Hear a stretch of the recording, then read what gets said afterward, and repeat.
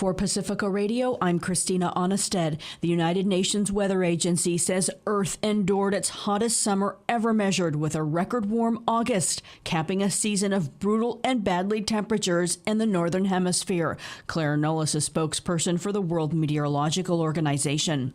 Global sea surface temperatures are unprecedented. Antarctic sea ice is unprecedentedly low for this time of year, and it was the hottest August on record by a big margin.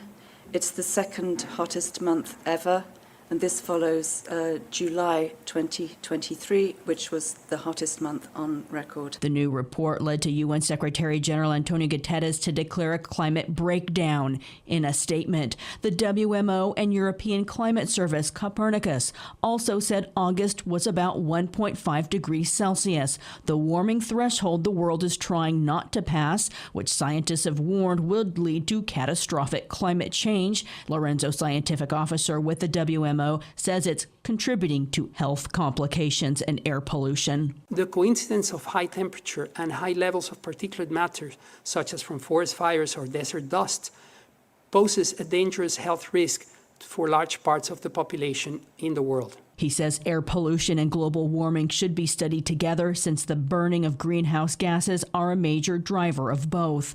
Hope is not lost. The report also includes case studies from Brazil on how parks and tree-covered areas within cities can improve air quality, absorb carbon dioxide, and lower temperatures.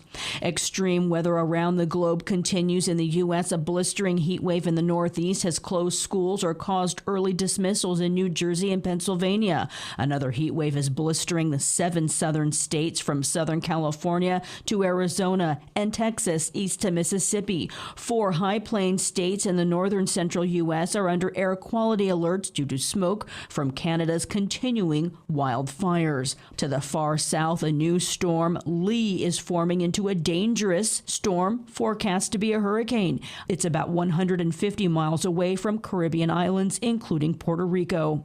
In southern Brazil, more than 20 people have died after a fierce storm caused floods in several cities. And in Europe, at least 11 people are dead from fierce rainstorms and flooding that hit Greece, Bulgaria, and Turkey. African leaders gathered in Nairobi, Kenya for the continent's first ever climate summit saw pledges of support, including millions of dollars invested from global nations to help the continent weather extreme climate. Christopher Martinez reports. Africa's 54 countries are responsible for less than 4% of global greenhouse gas emissions, but the continent is on the front lines of the climate crisis, facing droughts, floods, cyclones, and growing food crises. Kenyan President William Ruto, who was hosting the summit, is calling for investments in Africa's clean energy potential, including minerals and potential solar, wind, geothermal, and other renewable energy sources.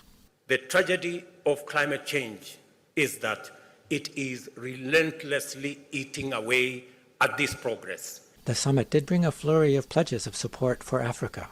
The United Arab Emirates, which will host the next United Nations Climate Summit later this year, committed $4.5 billion in clean energy investments. United States Climate Envoy John Kerry pledged $30 million to speed up climate-resilient food security in Africa. Of 20 countries most affected by the climate crisis, 17 are here in Africa.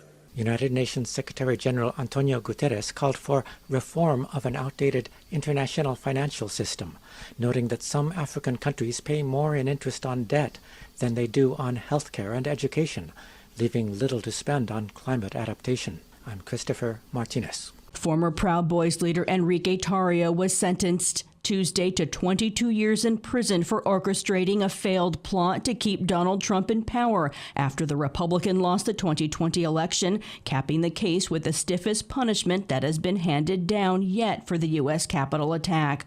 Tarrio pled for leniency before the judge imposed the prison term, topping the 18-year sentences given to Oath Keepers founder Stuart Rhodes and one-time Proud Boys leader Ethan Nordine for seditious conspiracy and other convictions stemming from the deadly January 6, 2021 Capitol siege.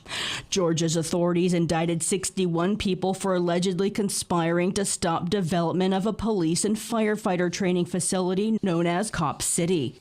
They're being charged with RICO Act violations, same charges Donald Trump and his allies face in the state for trying to subvert the will of voters. DeKalb County District Attorney has declined to prosecute, so the state is stepping in. It's the latest state-sponsored retaliation against activists who are organizing a ballot measure to put the future of Cop City before Atlanta voters. I'm Christina Onnested, reporting for Pacifica Radio.